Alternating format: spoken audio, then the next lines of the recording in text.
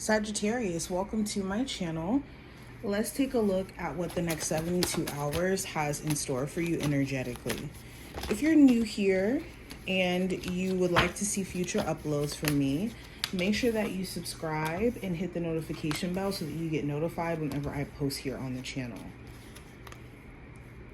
And I'm going to pull about 3 oracle cards for you guys for the general energy or messages from your spiritual team.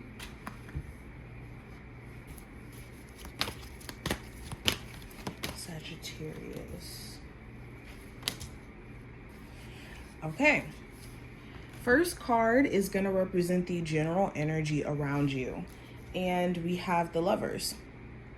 So the Lovers talks about making decisions or choices based off of what makes sense and making decisions based off of what your heart and mind is telling you and having a balanced perspective in that sense. Also, making a choice between what you're tempted by and again what logically makes sense for you, because temptation does kind of come into this card. We are dealing with like the Adam and Eve story. So there could be, for example, a love interest where they're attractive or energetically they could be someone who you just feel drawn to, but it could be from like a temptation standpoint than necessarily feeling drawn to them because they're just a great person. And then there could be another love interest where this person may be great for you. They may have great qualities, awesome person, and you're gonna have to make a choice. The Lovers also talks about support. You could be seeing who genuinely supports you or who has your back and who doesn't, especially with any big moves that you're making, and you could be wanting to celebrate it or even needing help. And you may feel like certain individuals aren't supporting you, and then other individuals who you're shocked by could be, showing you support. Now, going into career and finance specifically, I do have the 10 of Cups. So for some of you, you could be a parent where you have to handle like your responsibilities as being a parent and showing up for your child, especially if you do have like a newborn or a child that needs like extra care. You could be trying to figure out how to balance out your schedule with wanting to have your career popping and then also be, like I said, present as a parent.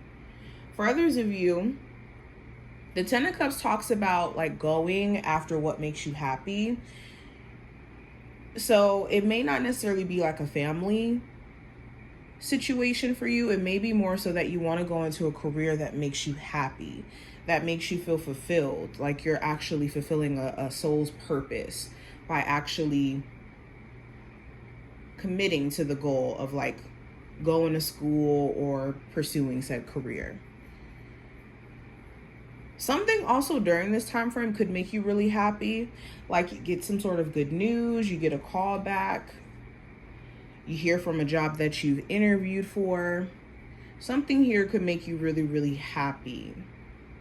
Or a decision that you're going to make, you're going to be so happy that you made it. With love, we have the Queen of Wands. So for my single Sages, you're making yourself your main priority. You're not really focusing on dating or being in a relationship as of right now. For others of you, there could be a Aries, Sagittarius, or Leo of significance that does, catch your eye, or you may have a level of interest in. Let me clarify for love. We have the 2 of Cups. So there's someone who you feel a genuine connection to, even if you guys aren't physically talking to each other right now, keeping in contact, or on good terms. There still could be a connection that exists.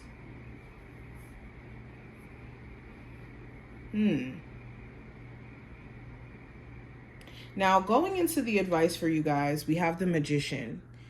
So the advice for this time frame, if you know someone has manipulative qualities and you have to kind of watch your back 24/7 with them, it may not be worth the stress, okay?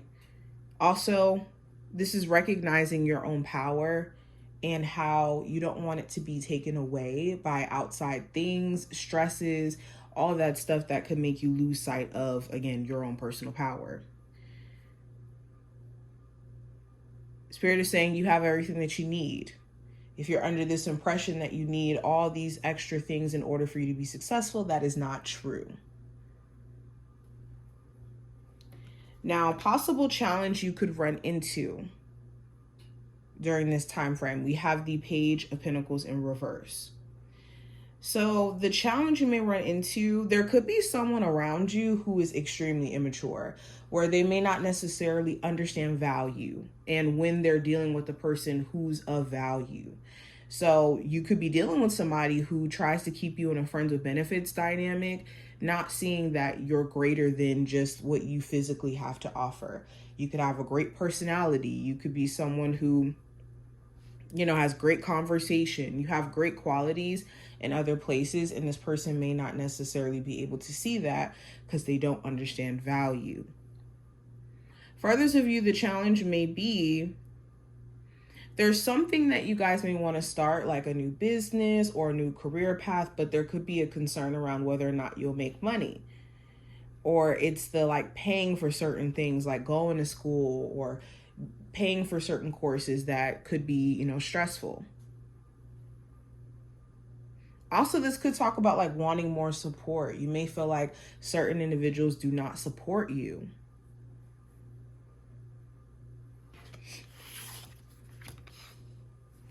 Now, going into the outcome of this time frame, we have the High Priestess. So this is talk about listening to your intuition. Your intuition is going to be speaking loudly to you in regards to people around you, decisions that you're on the fence about, and also, this talks about like sitting with self. The High Priestess is more of a private card, keeping things to self. So you could maybe get to a place to where you don't really want to let people around you know your plans or what your next move is going to be. Now, let's go into the messages from your spiritual team.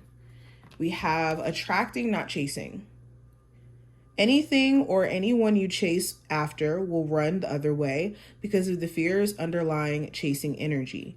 Instead, attract what you need by sending out love, gratitude, and welcoming energy. We also have gratitude list. Counting your blessings and feeling gratitude for what you already have helps you be centered in your heart instead of fixated on worries in the mind. What and who are you